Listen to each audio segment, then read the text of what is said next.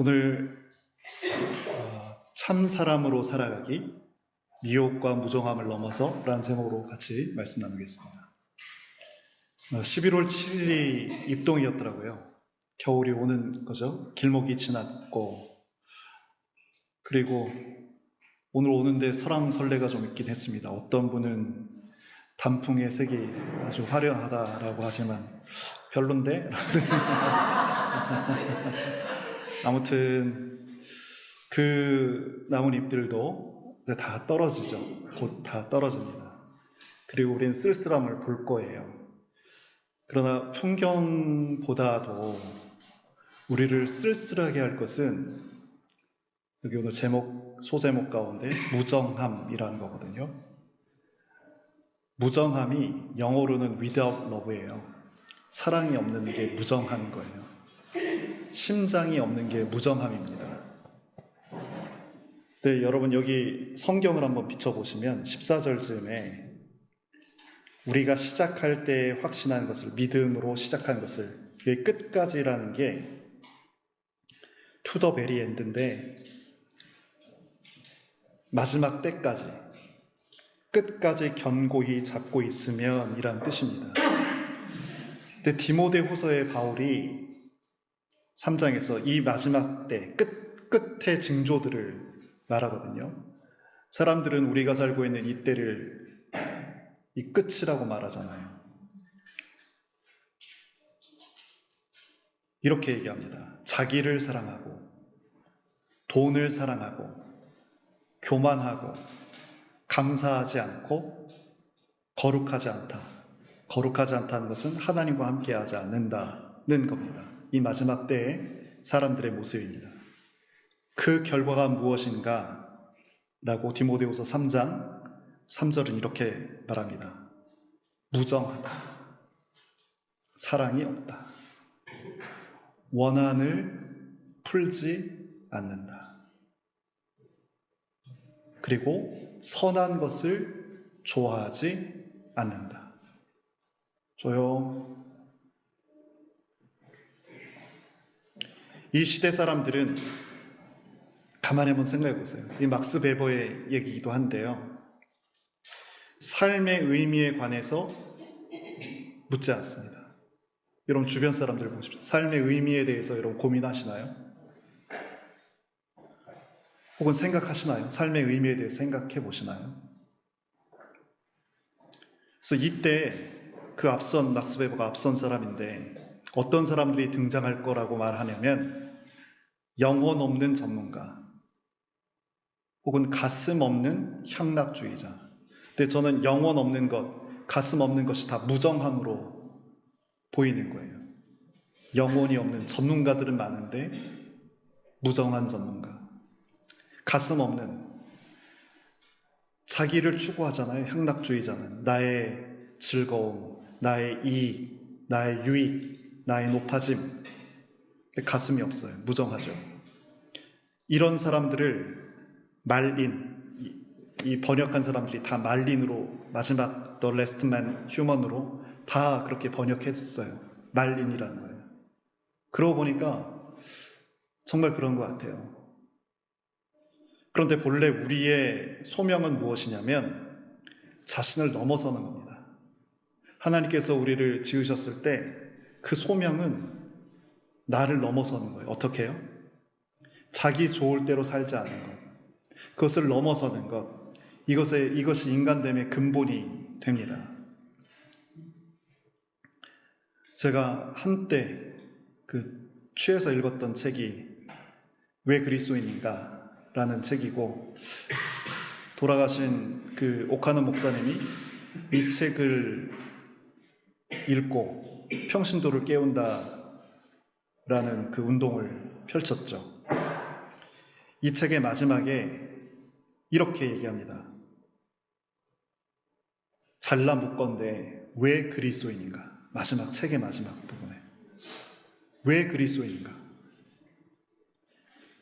이 저자가 하는 말이 이렇게 우린 이 책을 시작했다. 책의 처음에도 왜 그리스도인입니까? 라고 질문을 했어요. 내 책의 마지막도 왜 우리는 그리스도인입니까? 라고 질문을 했어요. 내 책의 마지막도 왜 우리는 그리스도인입니까? 라고 질문을 했어요. 내 책의 마지막도 왜 우리는 그리스도인입니까? 라고 질문을 했어요. 내 책의 마지막도 왜 우리는 그리스도인입니까? 라고 질문을 했어요. 이렇게 말하는 거죠. 그리고는 말하기를 역시 잘라 말하건대 참 사람이고자. 제목이죠. 참 사람. 트루 휴먼. 참된 사람. 그럼 참된 사람들 만나보셨단 말이에요. 참 사람 우리가 만나봤습니다. 그럴 때 우리 마음이 굉장히 시원해지고 또 우리의 영혼이 굉장히 고무됩니다. 고양됩니다. 그럼 사람다운 사람을 참 사람이라고 할 텐데 참 사람이라는 것은 어떤 걸 말할까요? 우리 구교든지 신교든지 예수님을 이렇게 말하고 있습니다. 참 하나님이시며 참 사람이시다. 베레데우스, 베레호모. 베레가 참이란 트루예요. 우리 교회도 이제 참빛 교회. 트루 라이트잖아요. 참빛. 이 칼케돈 신조에서 예수님을 정의할 때 굉장히 기도 많이 하고 많이 노력한 끝에 이 한 가지 베레데우스, 베레호모, 참 하나님이시며 참 인간이십니다. 그렇게 예수님을 그렇게 말했단 말이에요. 그러니까 예수님의 신성과 인성을 한 위에 갖고 계시다는 것을 이걸 굉장히 심사숙고하게 말한 것이지만 우리는 여기서 이 표현을 어떻게 받으려고 하냐면 예수님, 그러니까 참 인간이신 예수님, 그분이 우리가 도달해야 할 궁극적인 목표인 거예요. 물을 주세요. 물 한 모금. 그 참 예수님이 우리가 다가가야 할 목표가 된다는 거죠. 예수님이 어떤 분이세요? 그 참 인간이신 예수님이 어떤 분이세요? 하나님과 일치를 이루셨잖아요. 그러면서 세상의 모든 아픔을 이렇게 안으셨습니다. 그리고 당신의 십자가의 죽으심을 통해서 모든 인류를 하나님께로 이렇게 인도하신 분입니다. 그래서 우리는 예수님을 향해서 길이시고 진리이시고 생명이십니다. 이렇게 고백하죠. 그러니까 우리가 예수님을 믿는다는 것은 이런 예수님의 마음을 품고 살아간다는 것을 말합니다. 이것이 베레호모, 참 사람인 거예요. 참 사람. 그럼 물어야죠. 우리는 지금 그 길을 걸어가고 있는가? 참 사람 됨을 위해서 걸어가고 있는가? 이 시대는 정말 욕망의 밭이잖아요. 이 욕망의 밭에서 이 목표를 잇는 것은 어쩌면 다 당연하다고 그 생각되지 않으세요? 이 땅의 첫 번째 공동체였던 그 출애굽 공동체. 광야에서 계속 어려움을 겪었잖아요. 그래서 어떻게 했어요? 떠나왔던 애굽을 미워하면서 생각하기 시작합니다. 혹간 우리도 떠나왔던 옛 삶을 그리워하고 있지 않은가 한번 물어봐야 됩니다. 이 욕망의 밭에 서서 그곳을 떠나오게 하셨는데 그때를 기억하고 있지 않냐는 거죠. 내 욕망을 심지어 하나님처럼 섬기고 있지는 않냐는 거죠. 손에 쟁기를 쥐은 사람 뭐라고 하셨어요? 뒤를 돌아보면 안 된다고 하셨는데 우린 손에 꽉 쥐어야 될 주님을 놓치고 잊으면서 살고 있지 않냐는 거예요. 심지어 우리가 살고 있는 이 시대는 시시때때로 하나님을 시험합니다. 언제요? 세상 일이 우리 뜻대로 되지 않을 때 하나님을 원망하며 하나님의 선의를 의심합니다. 그리고는 하나님과 맺은 언약은 사랑으로 맺은 약속인데 그것을 헌신짝처럼 던져버리고 맙니다. 우리도 출애굽 공동체처럼 하나님의 구원의 역사를 우리 인생 가운데 사실 많이 구체적으로 경험했어요. 그런데 하나님, 그 하나님의 미래에 우리 자신을 맡기려 하고 있지 않습니다. 여러분 맡기세요? 기꺼이 맡기세요? 맡기실 수 있으세요? 여기 계신 분들은 가데스 바네아에서 벌어진 일들을 알고 계시죠? 가나안을 정탐하고 돌아온 이들의 보고를 듣고는 두려움에 떱니다. 압도적인 원주민, 거주민들. 그들 앞에서 자신들은 참 보잘것없이 느껴졌어요. 두려움과 염려가 그들을 끌어당겼죠. 그러면 저절로 원망의 소리가 납니다. 우리도 두려움과 염려에 딱 붙잡히게 되면 누가 말하지 않아도, 그렇게 하라고 표현하지 않아도 저절로 원망이 솟아납니다. 그러면서 차라리 애굽으로 돌아가는 게 낫겠다, 이렇게 말하는 사람들이 나타나죠. 이 마음이 미혹된 마음입니다. 여기 10절에 보시면 여기 미혹이란 표현이 있죠. 그들이 항상 마음이 미혹되어 내 길을 알지 못하는 도다. 하나님의 존재를 까맣게 잊은 마음. 어떨까요? 에스트레인드, 길을 잃고 배회하고 헷갈리는 거죠. 여러분 마음 헷갈리지 않고 마음 지키면서 살아가고 계세요? 미혹이란 말, 국어사전 어제 보니까 마음이 흐려지도록 무언가에 홀린 것, 헷갈려서 갈팡질팡한 그런 모습들이거든요. 한자를 보니까 미혹할 미고 미혹할 혹이에요. 미혹이다. 여기 미혹자에 다 말은 안 하겠습니다. 거기 중간에 쌀 미자가 들어갑니다. 쌀 미자가 뭘 형상화한 거냐면 여기 십자에 열십에 점 4개가 이렇게 있어요. 사방 군데를 다 이렇게 말하는 거예요. 미로가 뭐예요? 어지럽게 갈래진 길을 미로라고 하잖아요. 그 미혹, 어디로 가야 될지 모르겠는 거예요. 혹도 미혹할 혹이라고 했잖아요. 여기 혹의 마음심이 있는 건데 이 혹자가 어떤 모습을 형상화했냐면 사람이 창을 들고 성을 지키는 그 모습을 말한 거예요. 그러니까 미혹할 혹이 뭐냐면 두려움에 사로잡힌 거예요. 적이 쳐들어와요. 그러니까 나 살기 위해서는 성을 포기하고 도망가야 되잖아요. 그런 유혹, 도망가. 그래야 너 살 수 있어. 그게 혹이라는 거예요. 미혹할 혹자라는 거예요. 그러니까 미혹이라는 말의 이 뿌리에는 어떤 게 있냐면 두려움이라는 게 있습니다. 그들이 항상 마음이 미혹되어 주님의 길을 알지 못해. 우리 마음이 늘 두려움이 있어서 당신께서 당신의 길을 우리에게 알려주셨는데도 알지 못하고 있는 거죠. 이 시대가 그렇습니다. 그러니까 이 두려움에 맞설 힘이 없는 사람들을 우리가 보는 거예요. 내 자신을 포함해서.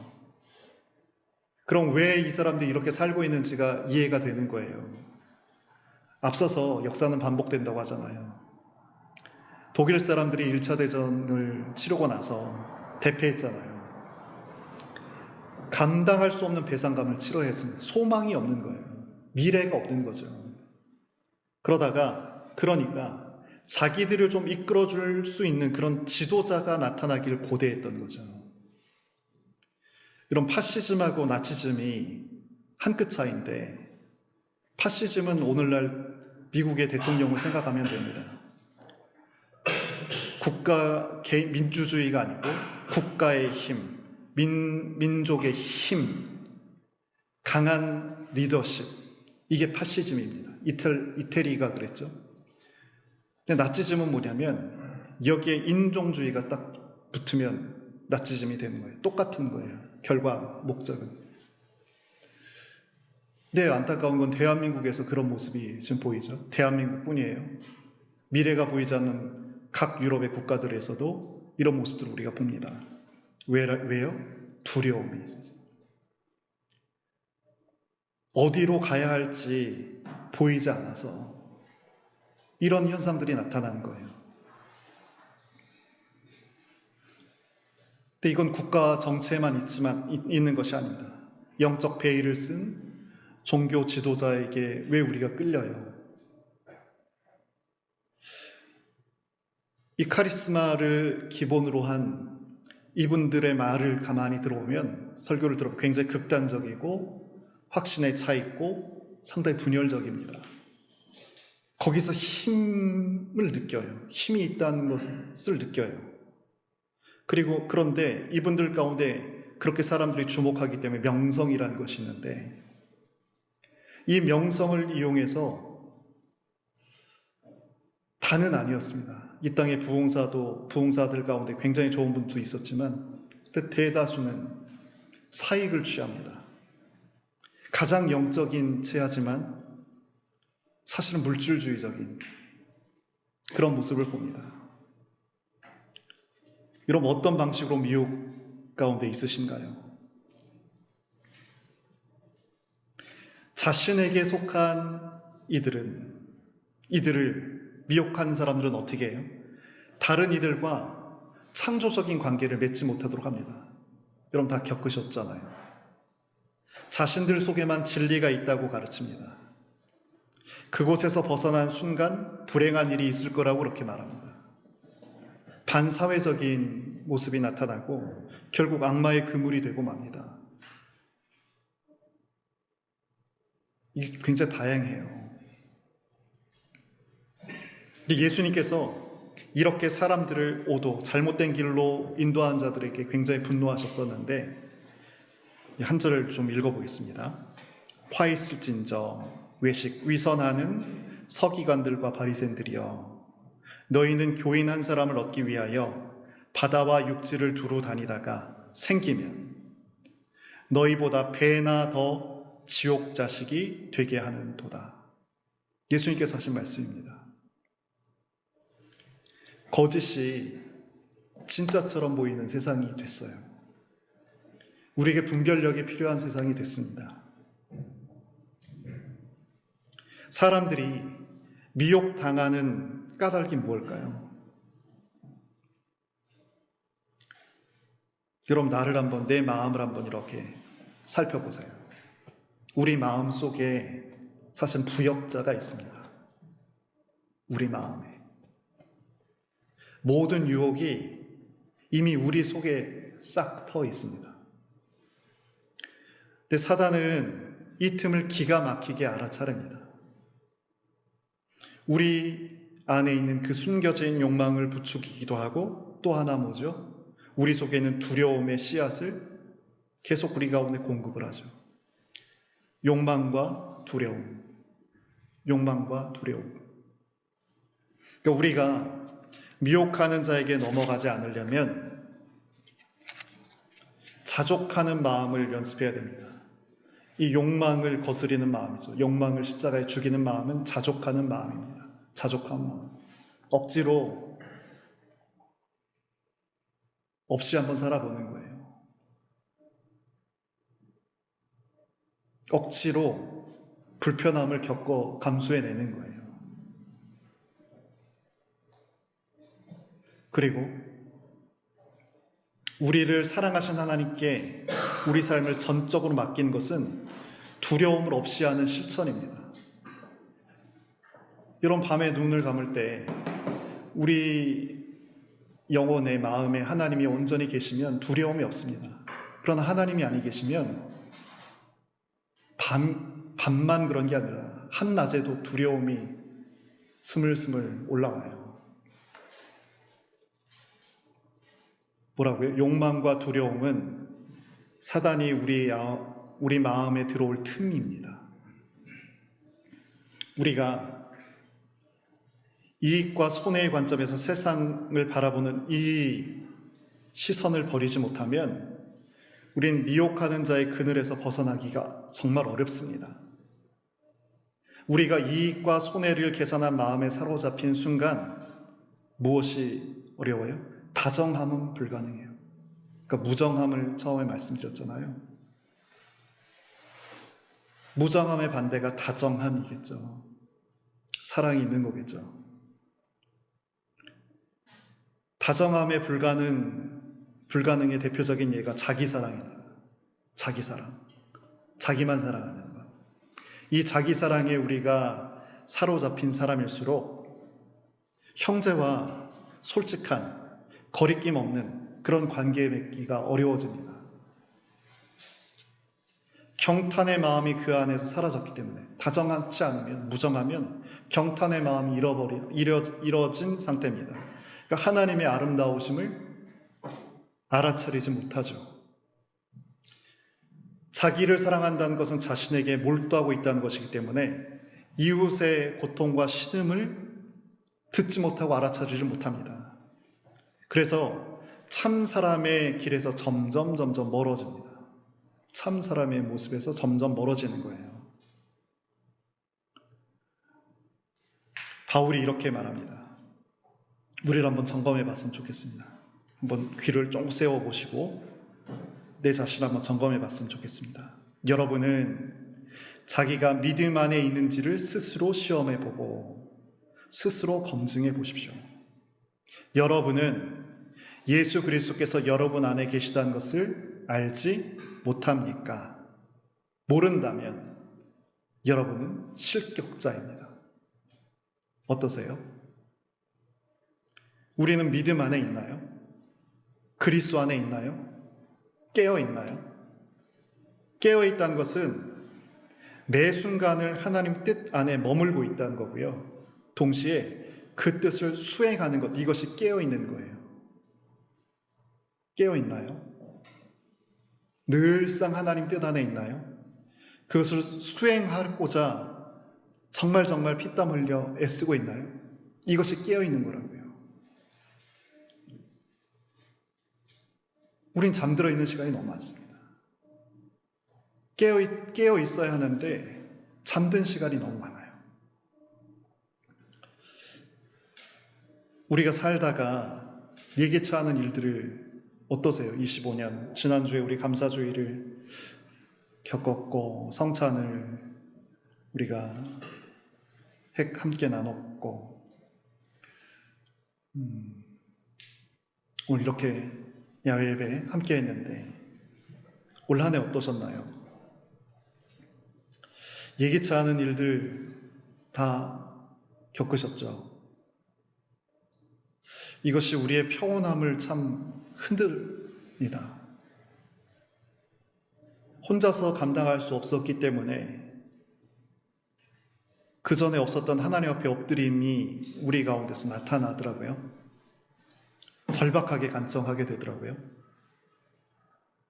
그 시련이 하나님과 나를 묶는 그런 끈이 되는구나라는 것을 또 경험하게 됩니다. 근데 분명한 사실은 이 시련은 그 자체로서 좋은 것은 아니죠. 그렇죠? 그래서 우리가 시련을 그냥 시련으로만 그냥 맞이하게 된다면 우리는 그냥 흐물어지고 말입니다. 시련을 그냥 시련으로만 우리가 겪게 된다면 우린 다 허물어지고 말아요. 그러나 시련을 어떻게? 하나님과 더 만날 수 있고 접촉할 수 있게 된다면 이 시련은 복된 시련이 되겠죠. 약복강 그 나루터에서 하나님의 사자와 씨름했던 야곱, 굉장히 위중한 부상을 당했습니다. 하지만 새로운 이름을 얻었습니다. 야곱의 이후의 모습은 철저하게 이때까지는 자기의 경험과 이성을 의지했었는데 그런 사람이 아니고 하나님의 뜻을 품은 사람으로 변모합니다. 하지만 우리는 이 한 번의 경험을 했다고 해서 우리 삶이 완전히 달라지지 않죠. 야곱도 이러고 나서 수많은 시간이 또 걸렸잖아요. 여기 계신 분들, 우리에게는 하나님을 기뻐하는 마음이 있어요. 어떻게 하면 하나님께서 기뻐하실까? 좋아하실까? 이런 생각을 우리가 다 갖고 있어요. 그러나 우리에겐 어떤 습관? 육체를 따르는 습관. 그래서 자꾸 미끄러지는 거죠. 우린 하나님께 모든 것을 맡겼다고 말하지만 하나님께서 그렇구나 하면서 하나님께서 우리에게 청구서를 이렇게 주세요. 여러 가지 핑계를 대면서 그 하나님의 명령과 인도하심을 거부하죠. 시간도 아깝고 노력도 아깝고 물질도 아깝고.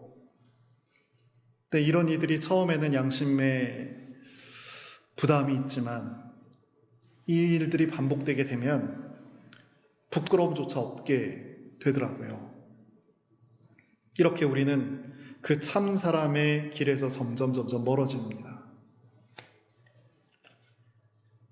하나님께서 우리의 이런 연약함을 아세요. 그래서 귀한 선물을 주시는데 그게 바로 공동체입니다. 교회 공동체는 서로가 서로에게 선물이 되는 사람들의 모임입니다. 그게 공동체. 서로가 서로에게 선물이 되는 사람들의 모임. 그것이 공동체예요.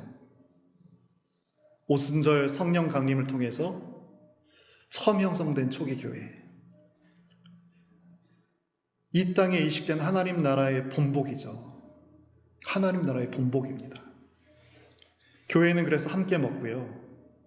함께 기도하고 함께 말씀을 나누고 서로에게 필요한 것들을 공급을 합니다. 분명히 이 땅에는 육신을 따르는 이 땅에는 너와 나를 가르는 그런 장벽이 공고하거든요. 근데 너와 나를 가르는 이 장벽이 무너진 것이 교회 공동체입니다.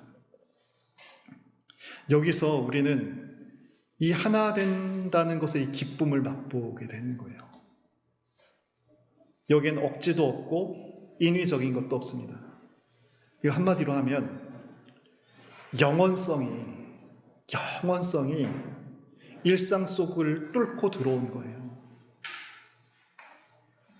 우리가 오늘 이렇게 양평 좋은 곳에 와서 하루를 이렇게 같이 주일을 보낼 텐데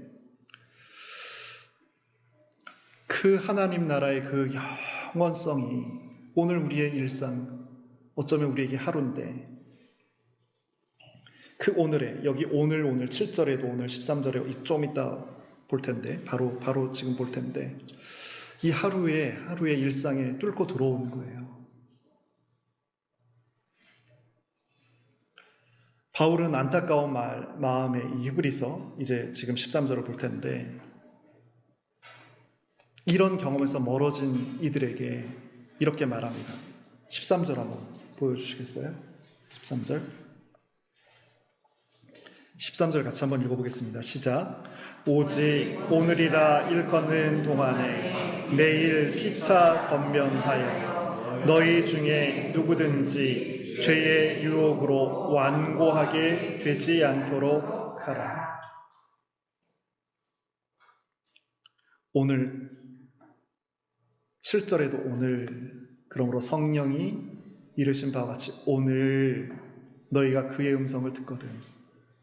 이 오늘 우리 일상 영원성이 일상 속에 뚫고 들어온 그것을 누리는 자들이 우리인데 만약 이런 경험이 내 가운데서 희소하게 느껴진다면 여러분 다 들어보십시오. 오늘 이날 오늘 성령이 이르신 것처럼 그 음성을 우리가 들어야 될 뿐더러 이 말씀을 들어야 돼요. 매일 피차 권면하여 죄의 유혹에 빠져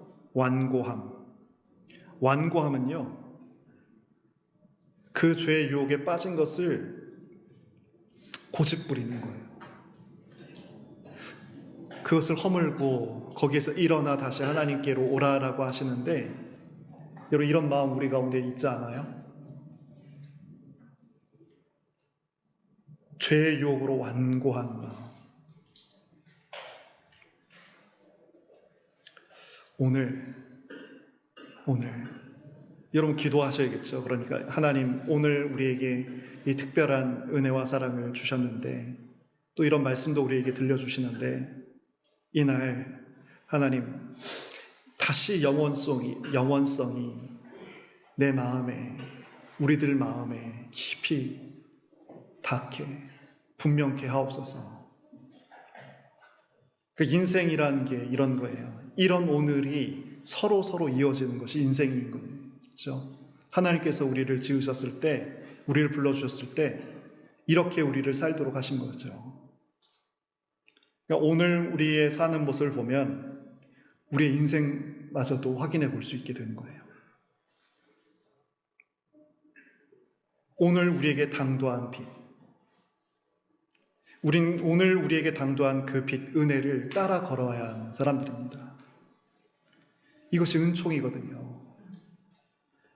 이 은총이 매일매일 우리에게 내린단 말이에요. 만나처럼.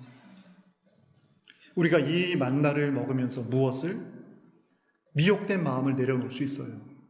그래서 여기 아까 죄의 유혹을 완고하게 하지 않는 그런 삶을 살 수 있는 거죠. 이러는 동안에 피차 권면할 수 있는 거예요.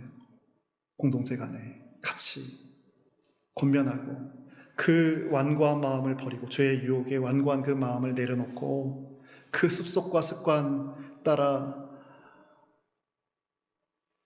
땅에 붙지 말고 그렇게 살아가는 거죠.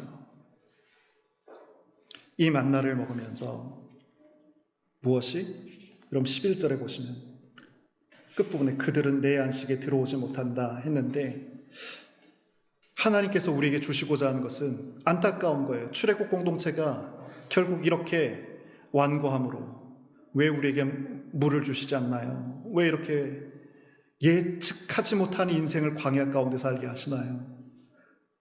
그러다 보니까 내 길을 알지 못하고 내 안식에 들어오지 못하게 되는 거죠. 근데 우리가 매일 베풀어 주시는 은총을 우리가 맛보게 되면 이런 미혹된 마음을 끊어내 버릴 수 있고 하나님의 길을 알 뿐만 아니고 그 안식을 우리가 누리게 됩니다. 예수님께서 죄의 유혹에 빠져서 완고하게 되지 않도록 서로를 지켜주고 북돋고 곁에 있어 주라고 우리를 교회로 불러주신 겁니다. 바울은 우리가 처음 믿을 때 가졌던 그 확신을 끝까지, 마지막 때라고 말씀드렸어요. 끝까지가 마지막 때까지 가지 않으면 14절에 구원을 누리게 될 것이라고. 그럼 14절 보시죠. 우리가 시작할 때 확신한 것을 끝까지 견고히 잡고 있으면 그리스도와 함께 참여한 자가 되리라. 구원받은 자가 되는 거죠.